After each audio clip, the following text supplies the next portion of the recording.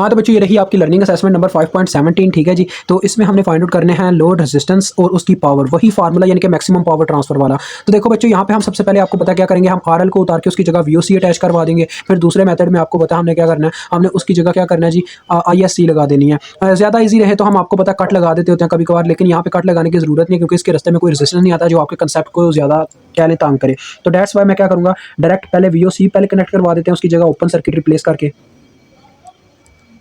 ये आ गया 2 milli ampere.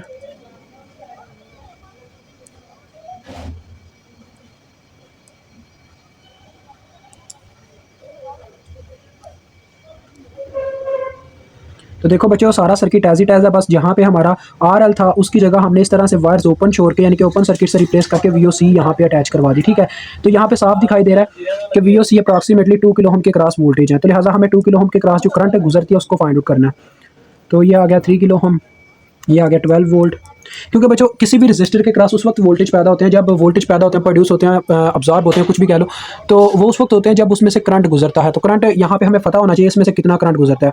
अब यहाँ पे तो सुपर लूप की कंडीशन भी आ जाती है। अगर हम यहाँ पे वो चुनते हैं, क्या उसका नाम है यार, अपना लूप एनालिसिस। तो लूप एनालिसिस चुनने की बजाय अगर हम यहाँ पे क्या करते हैं बच्चों, नोडल एनालिसिस लगा ले तो वो ज़्यादा इजी रहेगा। लेकिन आपको पता बाद में भी यही होना है कि जब हमने मतलब कि आईएससी निकालनी है, आईएससी यानी कि यहाँ पे नॉर्टन्स थ्योरम का इस्तेमाल करना है, तब भी हमें आ जाके वही लूप में ही जाना पड़ेगा। तो चलो देखते हैं यार क्या होता है हमारे साथ। अब देखा जाए तो यहाँ पे क्या इजी रहेगा। तो बच्चों चलो यार यहाँ पे मैश एनालिसिस लगाते हैं। यहाँ पे हम पहले करंट्स को फ्लो करवा देते हैं। यहाँ पे हमारी I1 करंट हो गई, ठीक है बच्चों, और इस लूप में हमारी होगी I2। तो लिहाजा बच्चों यहाँ पे अब क्या हो गया जी, ये देखें हमने लूप्स तो ले ली हैं, लेकिन यहाँ पे क्या हो गया, दो करंट्स के सेंटर में एक ऐसा करंट सोर्स आ गया जो इन दोनों को डिस्टर्ब करेगा। तो लिहाजा इससे हमारे पास यहाँ पे सुपर मैश लगेगा या सुपर लूप लगेगा, आप जो चाहे लगा सकते हैं। सुपर मैश थोड़ा इजी होता है, इस वजह से मैं ज़्यादा जो कहने देता हूँ एडवांटेज वो सुपर मैश को ही देता हूँ। तो लिहाजा देखें हम यहाँ पे इक्वेशन लिखते हैं सुपर मैश की पहले। तो वो क्या होगी, जो करंट इसके अकॉर्डिंग जा रही है इस करंट सोर्स की डायरेक्शन के, उसको हम पॉजिटिव में लिखेंगे और दूसरी को नेगेटिव। देखें I1 जा रही है डाउनवर्ड, तो I1 इसके साथ ही जा रही है डाउनवर्ड, क्योंकि ये दोनों डाउनवर्ड हो गए, लिहाजा I1 प्लस में लिखी गई। मजीद आगे देखें तो I2 ऐसे ऊपर की तरफ जाती है, इसकी तरफ जब आती है, तो लिहाजा I2 माइनस में लिखी जाएगी, which is equal to 2 milli ampere. ये इसकी इक्वेशन आ गई सुपर मैश की, ठीक है। अब ये हमारी इक्वेशन अभी रेडी नहीं हुई, क्योंकि इसके साथ थोड़ी छेड़छाड़ करनी है, वो मैं बाद में आपको बताऊंगा क्या करनी है। अभी आप चाहो तो कर सकते हो इस तरह से कि कह लो, देखो इधर मिली है ना, आप मिली को अगर खत्म करना चाहते हो तो पूरी इक्वेशन को 1k के साथ ज़रब दे दो, ताकि यहाँ पे ये मिली खत्म हो जाए, ठीक है। कि ये जो दूसरी इक्वेशन बननी है ना इसकी, वो इस तरह से बनेगी। आप पूरी इक्वेशन को किलो के साथ ज़रब दे दो 1k के साथ, मल्टीप्लाइंग बाय 1k, ठीक है बच्चों। मैं 1k के साथ पूरी इक्वेशन को ज़रब दे रहा हूँ, तो क्या हो जाएगा, यहाँ पे आ जाएगा 1k I1 minus 1k I2 which is equal to 2 milli. Milli के साथ जब 1 के ज़रब होगा सिर्फ 2 रह जाएगा, तो इसको इक्वेशन 1 कह लो, ठीक है। ये आपके पास इक्वेशन 1 आ गई। अब हम इसका सुपर मैश का लूप तैयार करते हैं, क्योंकि जब इस तरह से इक्वेशन लिख दी जाती है ना, फिर सुपर मैश लगना ही होता है। दैट्स वाई अब सुपर मैश के लिए हमें लूप तैयार करना होगा। अब क्या होगा, इस करंट सोर्स ने अपना असर तो यहाँ पे इक्वेशन की फॉर्म में दिखा दिया, तो ये ऐसे ओपन सर्किट के तौर पर खुला छोड़ दिया जाएगा। सुपर मैश की बाउंड्री ड्रा होगी और हर करंट अपने ही लूप के अंदर अपना किरदार अदा करेगी, क्योंकि ये सुपर मैश है, ठीक है। तो इस तरह से कुछ अभी हमें यहाँ पे V0 वैसे मेंशन करने की ज़रूरत नहीं है, लेकिन आपके लिए मैं सॉरी VOC हम वैसे भी आपके लिए चले मेंशन कर ही देते हैं। तो ये आ गया 2 किलो ओम, ये आ गया 4 किलो ओम, ये आ गया अपने पास 3 किलो ओम, ये आ गया 12 वोल्ट। तो देखो बच्चों 12 वोल्ट भी आ गए। अब यहाँ पे हमारे पास I1 करंट फ्लो कर रही है, यहाँ पे I2 करंट फ्लो कर रही है, तो लिहाजा सीधी सी बात है, बस आपने सुपर मैश की यहाँ पे बाउंड्री अब ड्रा करनी है। ये सुपर मैश की बाउंड्री है, वो भी क्लॉकवाइज डायरेक्शन में ही ली जाएगी, ठीक है, इतना याद रखना। अब आपने लिखना apply KVL at super mesh, ये आप लिख लीजिएगा। अब मैं सुपर मैश KVL लगाने लगा सुपर मैश पे। KVL का मतलब होता है हर एक चीज़ के वोल्टेज लिखना। अगर आपको किसी रजिस्टर के वोल्टेज नहीं पता तो आप उसके ऊपर ओहम्स लॉ लगा लीजिएगा, V इक्वल टू IR। तो देखो यहाँ से चलना स्टार्ट करते हैं, यहाँ पे करंट इसके नेगेटिव पोल में एंटर करती है अपनी डायरेक्शन के अकॉर्डिंग, तो लिहाजा यहाँ पे आ गया -12।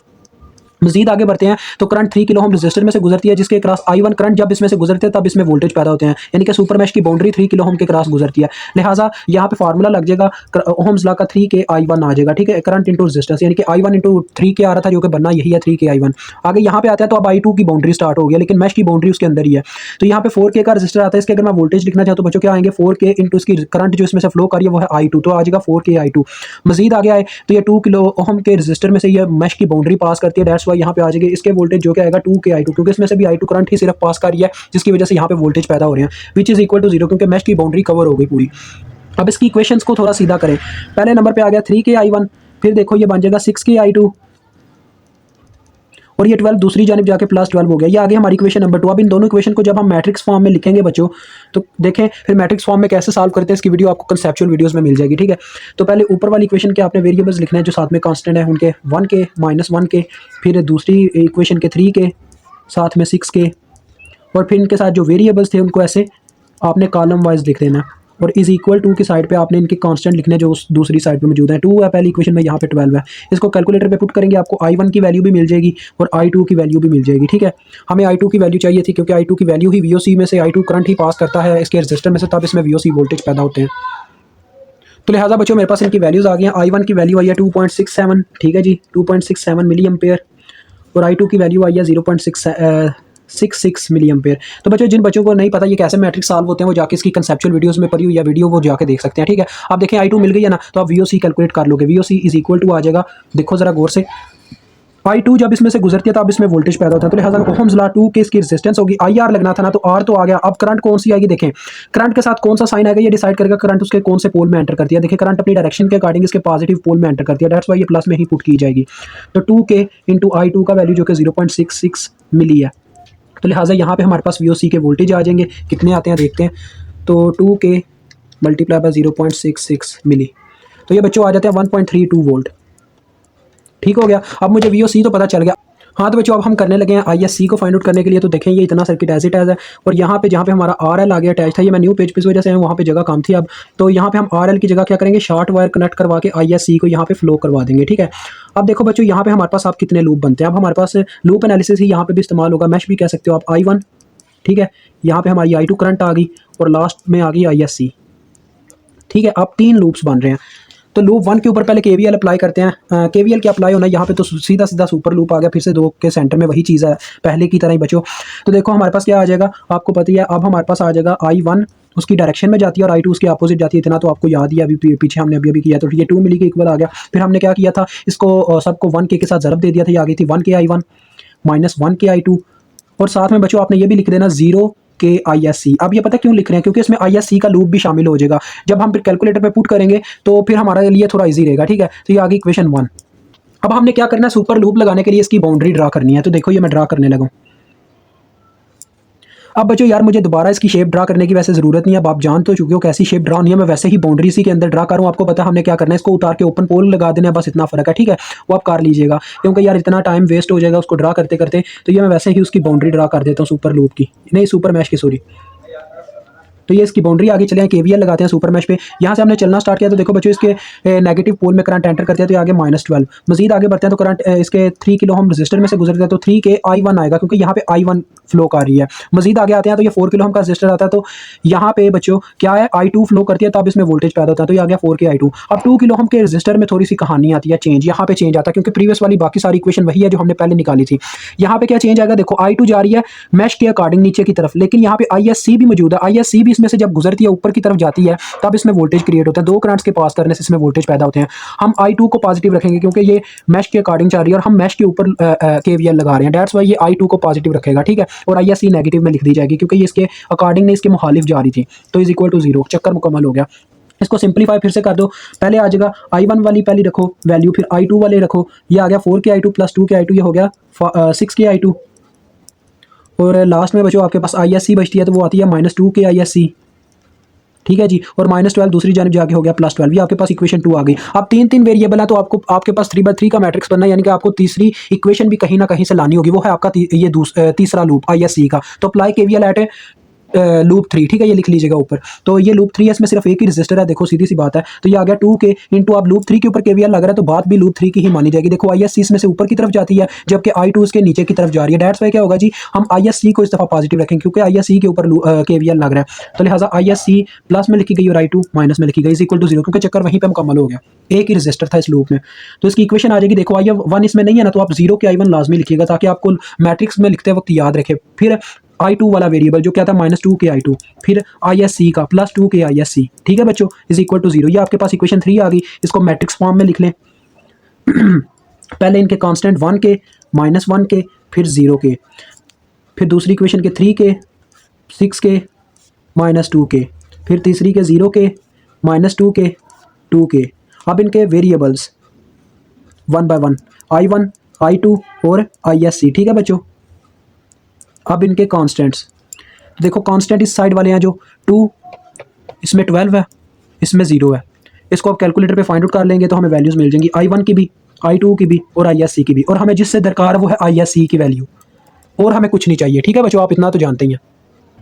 तो लिहाजा बच्चों मेरे पास इनकी वैल्यूज़ आ गई हैं। ये आई है 2.86 मिली एम्पेयर, और ये वैल्यू आई है 0.86 मिली एम्पेयर, और लास्ट वाली आई है 0.86 मिली एम्पेयर। सेम है इनकी वैल्यूज़ ISC और I2 की। ISC की वैल्यू मिल गई, VOC की वैल्यू हमारे पास आगे मौजूद है। तो RL आप डायरेक्ट ही निकाल सकते हो, क्योंकि RL आपको पता है हम RL के क्रॉस ही ये काम कर रहे थे, मतलब कि ये निकालने वाला।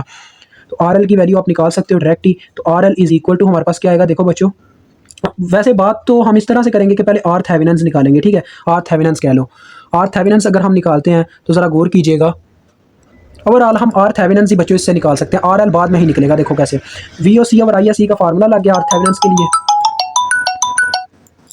तो लिहाजा VOC आपके पास कितनी है 1.32, और ISC आपके पास कितनी है 0.86 मिली एम्पेयर।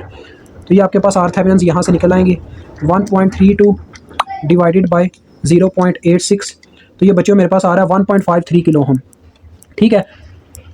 तो आपको पता ही है कि आर थेवेनिन्स के इक्वल ही हमारा RL भी होगा, क्योंकि हमारे सर्किट जैसे बनता है, आपको पता है हमारी पावर उस वक्त मैक्सिमम हो सकती है जब हमारा जो RL है हम VOC के साथ इसको अटैच करते हैं, यानी कि थेवेनिन्स के सिनेरियो के अकॉर्डिंग। VOC की वैल्यू 1.32 वोल्ट और साथ में आर थेवेनिन्स आ गया जो कि 1.53 किलो हम है, और इसके साथ वो RL अटैच करेंगे जिसे हमने कट किया था।